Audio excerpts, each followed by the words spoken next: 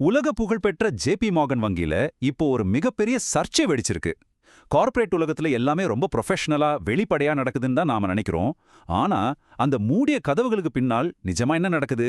பல மில்லியன் டாலர்கள், உயர்மட்ட நிர்வாகிகள், அதிர்ச்சியூட்டும் குற்றச்சாட்டுகள்னு நிறைஞ்ச இந்த கேஸ பத்தி தான் இன்னைக்கு நாம டீடைலா அலச போறோம்.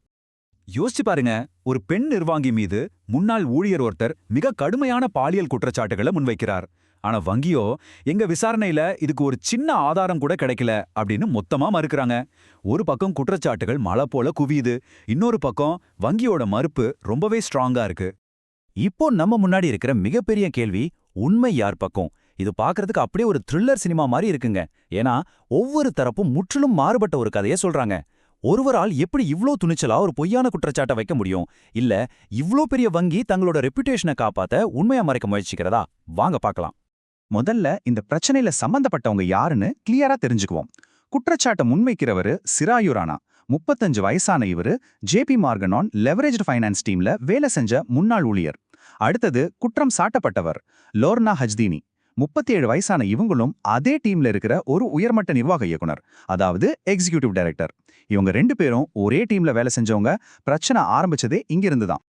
இந்த கேஸை நல்லா புரிஞ்சுக்க இதோட டைம் லைன் ரொம்ப ரொம்ப முக்கியம். 2024 ஸ்பிரிங் டைம்ல ராணா இந்த பேங்க் டீம்ல ஜாயின் பண்றாரு. சேர்ந்த கொஞ்ச நாள்லயே அத்துமீறல்கள் ஆரம்பிச்சதா அவர் சொல்றாரு. கரெக்டா ஒரு வருஷம் கழிச்சு 2025 மே மாசம் பேங்க்குள்ளே ஒரு இன்டர்னல் கம்ப்ளைண்ட் கொடுக்கறாரு. அதுக்கப்புறம் பல திருத்தங்கள் நடந்து இப்போ அதிகாரப்பூர்வமா நியூயார்க் நீதிமன்றத்துல ஒரு வழக்கே தொடரப்பட்டிருக்கு. சரி, அப்படி என்னதான் அவர் புகார் சொல்லாரு? அவர் வைக்கிற குற்றச்சாட்டுகள் சாதாரணமானதே கிடையாதுங்க. லோர்னா எந்த அழைப்பும் இல்லாம ராணாவோட வீட்டுக்கு வந்து அவரை கட்டாயப்படுத்தியதாகவும், ரோஹிப்னால், வயாக்ரா மாதிரியான மருந்துகள் அவருக்கு தெரியாம கொடுத்து பாலியல் ரீதியா துன்புறுத்தியதாகவும் சொல்றாரு. அது மட்டும் இல்லாம தான் சொல்றத கேட்கலன்னா போனஸை கட் பண்ணிடுவேன்னு லோர்னா மிரட்டியதாகவும் ராணா சொல்றாரு. நிஜமாவே கார்ப்பரேட் உலகத்துல எம்ப்ளாயீஸ்க்கு பாதுகாப்பு இருக்காங்கிற பெரிய பயத்தை இது ஏற்படுத்துது இல்லையா? இந்த குற்றச்சாட்டுகளோட சீரியஸ்னஸ் உங்களுக்கு புரியணும்னா ராணா சொல்ற இந்த வார்த்தைகளை கவனிங்க. ஆசிய வம்சாவளியை சேர்ந்த ராணாவை லோர்னா பலமுறை மை லிட்டில் பிரவுன் பாய் அப்படின்னு கூப்பிட்டதாவும், ரொம்பவே மோசமான பாலியல் அர்த்தங்களோட அவர்கிட்ட பேசினதாவும் புகார்ல சொல்லப்பட்டிருக்கு. அதிகாரத்தையும் இனத்தையும் பயன்படுத்தி எப்படி ஒருத்தரை மென்டலாவும் பிசிக்கலாவும் டார்ச்சர் பண்ண முடியும் அப்படிங்கிறதுக்கு இது ஒரு மிக தீவிரமான குற்றச்சாட்டா பார்க்கப்படுது. இந்த குற்றச்சாட்டுகள் எல்லாமே ரொம்பவே அதிர்ச்சியா இருக்குங்கிறது 100% உண்மைதான். ஆனா இதுல பிக்கஸ்ட் ட்விஸ்ட் என்ன தெரியுமா? திரைக்கு பின்னால் இருக்கிற உண்மையான கார்ப்பரேட் ஸ்ட்ரக்சர் என்ன சொல்லுதுன்னு பாத்தீங்கன்னா நீங்க கண்டிப்பா ஷாக் ஆவீங்க. ராணாவோட மெயின் கம்ப்ளைண்ட்ல ஒண்ணு, லோர்னா தன்னோட அதிகாரத்தை பயன்படுத்தி போனஸை குறைப்பேன்னு மிரட்டினாங்க அப்படிங்கிறது தான். ஆனா ஃபேக்ட் என்ன தெரியுமா? லோர்னா ராணாவோட நேரடி மேலதிகாரியே கிடையாதுங்க. பிராண்டன் கிராஃபியோ அப்படிங்கிறவர் தான் லோர்னாவோட மேனேஜர். ஜான் வால்டர் அப்படிங்கிறவர் தான் ராணாவோட மேனேஜர். அப்போ ராணாவோட சம்பளத்தையோ போனஸையும் முடிவு பண்ற அதிகாரம் லோர்னாவுக்கு கிடையவே கிடையாது. இந்த ஒரு விஷயம் புகாரோட நம்பகத்தன்மை மேலேயே ஒரு பெரிய கேள்வியை எழுப்புது. அதே மாதிரி வங்கியோட இன்டர்னல் இன்வெஸ்டிகேஷன் பத்தி பார்த்தோம்னா ஜேபி மார்கன் இதை சும்மா சாதாரணமா விட்டுறல. அந்த டீமோட ஃபோன் ரெக்கார்ட்ஸ், இமெயில்ஸ்னு எல்லாத்தையும் ரொம்ப டீப்பா செக் பண்ணிருக்காங்க. ஆனா இந்த குற்றச்சாட்டுகளை நிரூபிக்க ஒரு சின்ன எவிடன்ஸ் கூட கிடைக்கலன்னு பேங்க் தரப்புல ஆணித்தரமா சொல்றாங்க.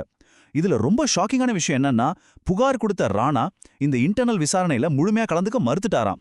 அது மட்டும் இல்லாம பேங்கை விட்டு வெளியே போக பல மில்லியன் டாலர்கள் இழப்பீடு கேட்டு அவர் பேரம் பேசியிருக்காரு அப்படிங்கிற தகவலும் இந்த கேஸை இன்னும் ரொம்பவே காம்ப்ளிகேட்டட் ஆக்குது. சரி, குற்றம் சாட்டப்பட்ட லோர்னா அஜ்தினியோட வக்கீல்கள் என்ன சொல்றாங்கன்னு தெரியுமா? லோர்னா இந்த குற்றச்சாட்டுகளை திட்டவட்டமா மறுக்கிறாங்க.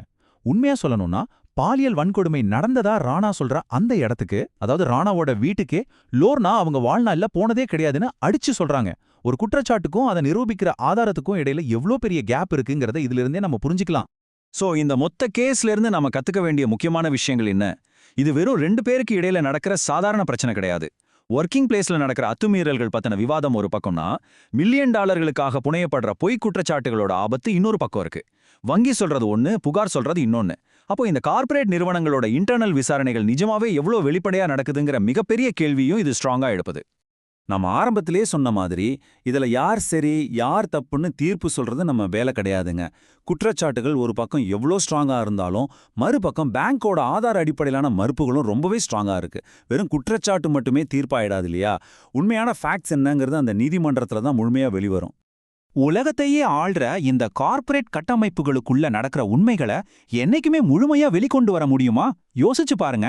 இது ஒரு தனிப்பட்ட கேஸ் மட்டும் இல்ல. கார்ப்பரேட் அக்கவுண்டபிலிட்டி, அதாவது கார்ப்பரேட் நிறுவனங்களின் பொறுப்புணர்வு பத்தின மிகப்பெரிய கேள்வி. இந்த வழக்கு முழு கார்ப்பரேட் உலகத்தையே குலுக்குமா?